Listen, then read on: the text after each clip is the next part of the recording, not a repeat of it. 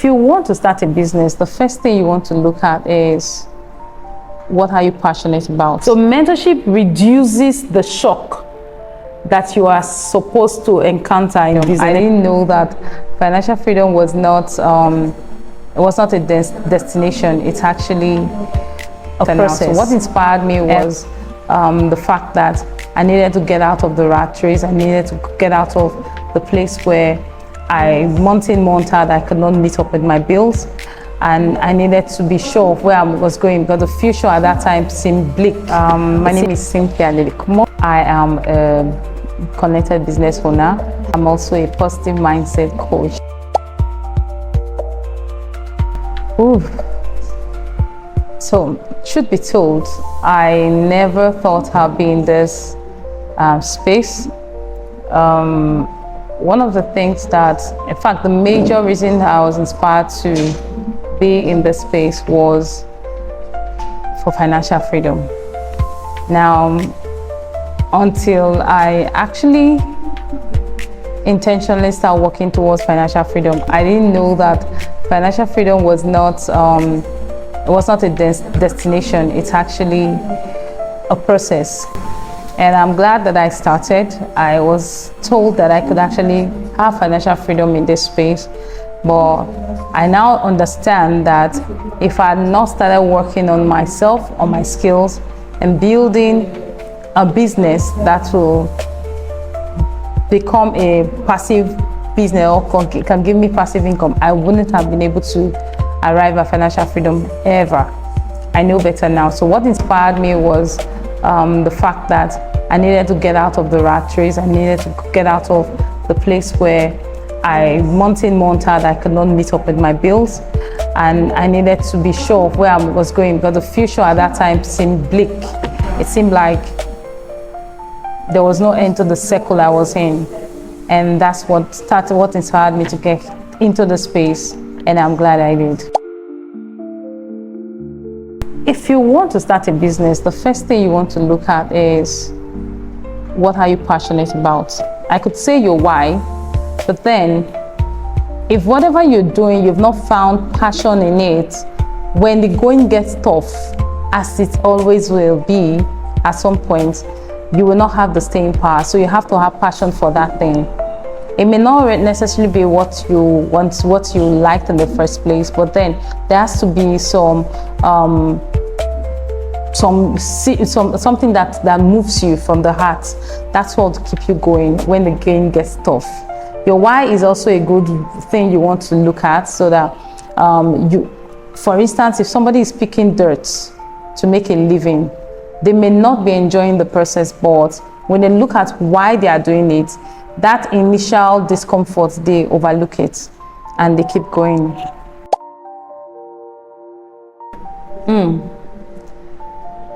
You don't ever run out of challenges in business. Now, my organization or my business space actually helps every budding entrepreneur, anybody that wants to go into entrepreneurship, to learn, to understand, learn and master what it requires to become entrepreneurs, right? Now, if you are going into any business and you do not expect to meet challenges, then you should not even bother. Just go get a job. Now, some of the challenges I have found within my space, because I have now understood that I'm actually in the journey to build my entrepreneurship skill set, there are things that I expect to find. And the only mindset that gets me through it is, it's a learning curve. So I understand that I have something to learn from it. I have to be very creative at solving the problems I meet. I have to be ready. The mindset has to be there. I have to be ready. And at every time when the challenge comes, I look for creative ways to get out of it. That's the only way I learn and grow. Now, some of the challenges that every entrepreneur, or one of the challenges that every entrepreneur encounters, is financing. And you will meet that at different stages of your business growth. We look for things around us that we can use to get out of the landmines that lack of capital can put us, right? So you can think of how to go in, you share profit, partnership deals, or use your sweat equity at different times. So for me, just the mindset, just understanding that this is a learning curve for me, gets me prepared and puts me at a place where I keep moving until I solve them. So it's a mindset thing. That cannot be undermined. Mentorship helps you. If I had not gotten a mentor before I started this journey, I wouldn't have been prepared for the challenges. So my mentor helped me open my eyes to these are what you experience. And the only way they would have known that is they have also passed through that space themselves. So mentorship reduces the shock that you are supposed to encounter in business. It prepares your mind. And then when you feel, maybe the times where you feel too uninspired to go on, because your mentor is around the corner, they give you the fuel to keep going until you pick up speed again, and then you keep moving. If you want to develop a big business, you must learn you must put in empathy. You must learn how to relate with your customers and your team.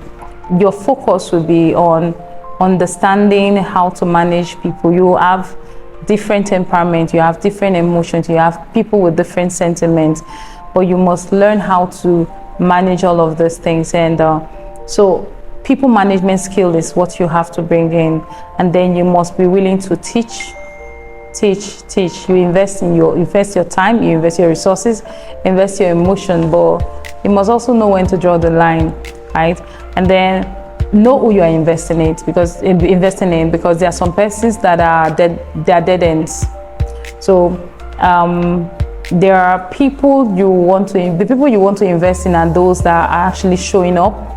They are doing the little activities, and with that you can actually get them inspired long enough for them to get enough information to be able to do things on their own. So I mean, these are just the little tips that I've used to navigate building a team, and I'm sure if anybody adopts that, it will work.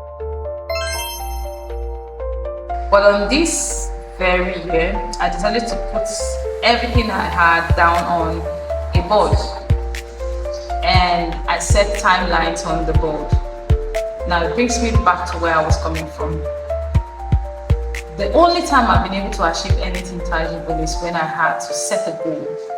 So goal setting is something that every human being, whether it's for family, for personal, or for business, anything you want to do, set a goal. Now, how do you set a goal? Most of us have heard of the SMART. S for specific, M for measurable, A for achievable, R for realistic, T for time bound. But then, let me break it down into 7 simple steps. The first one is get your goal out of your head into paper. It helps your subconsciousness to stay committed to the path. The next thing you want to do is you set your mind right around the goal.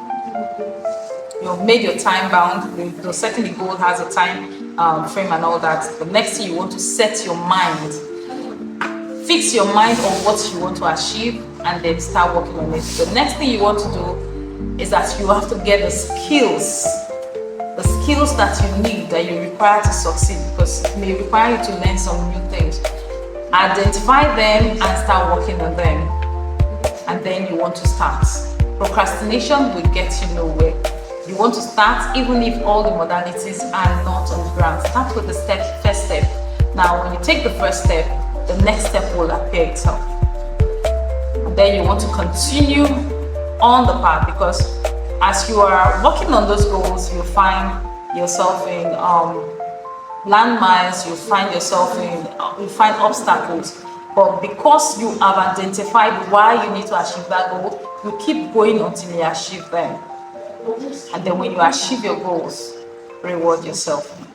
Reward yourself at every given time. Understand that even the goals you are setting, you may need to break it into small chunks. So when you achieve any little milestone, reward yourself. And the last word is, your dreams are valid, no matter what they are. when you have finished achieving this goal, go back and achieve bigger goals, because anything you conceive in your mind, you can definitely achieve. That's my final word for you. My social media handle on Facebook, Lily Kumo Cynthia, but you can also reach me on WhatsApp. That's my direct line, 070-144-33640.